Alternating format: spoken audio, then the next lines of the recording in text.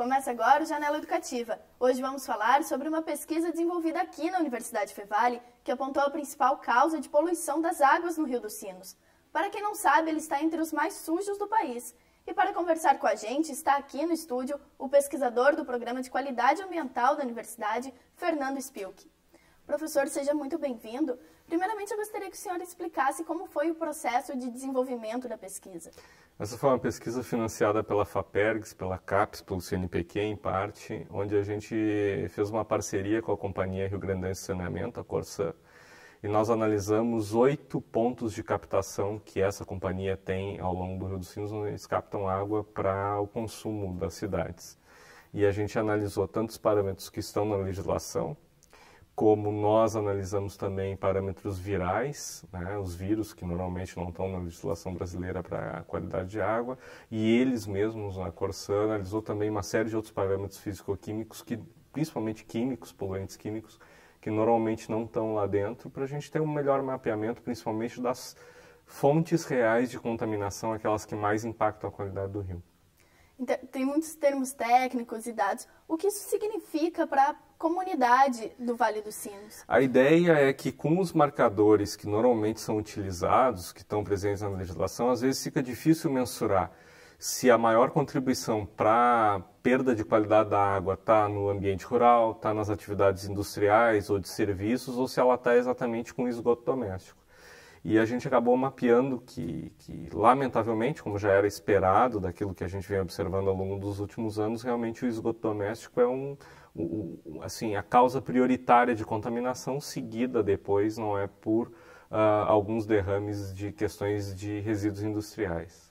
E como a sociedade pode contribuir para uma melhora nessa qualidade? Na verdade, nós temos que continuar atuantes do ponto de vista social e político de nos manifestarmos junto aos órgãos competentes na possibilidade de que se aumente cada vez mais o tratamento de esgoto. Existe uma série de iniciativas hoje sendo tomadas pelos municípios. A gente fica com um pouco de medo em relação à viabilidade econômica de muitas dessas iniciativas, agora nesse momento de crise econômica que nós passamos no mundo e no país, não é? A falta de recursos, mas o próprio Comitê de Bacias tem um plano de bacias que nos diz e joga esse desafio para os municípios de aumentar aí em 15 a 20 anos o tratamento de esgoto dos atuais 4,5% para 80%. Né? E no começo do mês o senhor foi convidado pela Unesco a participar de um workshop promovido nos Estados Unidos. Como Sim. o senhor avalia essa participação? Foi muito interessante porque a gente foi lá a Unesco organizou, junto com o painel das academias de ciência da América Latina, dos Estados Unidos e do Caribe, e tinham lá pesquisadores de 20 países. E a gente nota que, à exceção dos Estados Unidos, que realmente hoje tem um problema mais grave em relação à quantidade de água, né, vide a questão da seca da Califórnia, que foi amplamente discutida lá, nos outros países que estavam lá presentes, a maioria países latino-americanos, não é a questão primordial é a questão do tratamento do esgoto, em alguns casos, e em outros casos a questão da contaminação dos corpos hídricos por resíduo industrial. Então essas são questões que são presentes não apenas para a nossa região ou para o Brasil, mas são um problema latino-americano e que agora tem que se tornar prioritário, né? A resolução dele.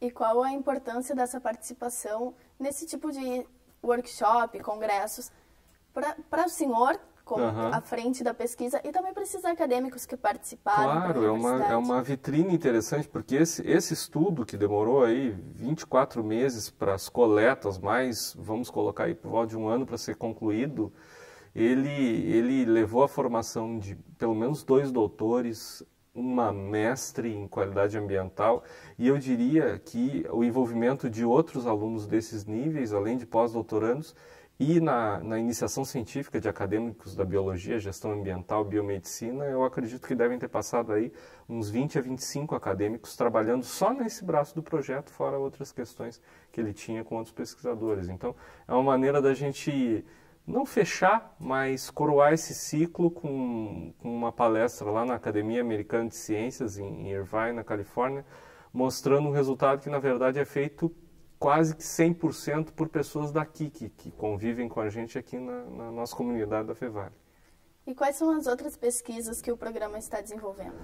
Na verdade, o nosso grupo de virologia ambiental ele tem desenvolvido pesquisas também na área de tentar degradar esse tipo, destruir esses agentes mais resistentes, no caso os vírus, não é em água potável, em esgoto. A gente também tem trabalhado fortemente na questão de averiguar em que medida os ambientes rurais estão contaminados e como trabalhar essa questão de contaminação dos ambientes rurais por contaminação por dejetos, né, que é uma questão relevante para a gente que tem uma produção agrícola, principalmente de base familiar, muito importante na nossa bacia, né?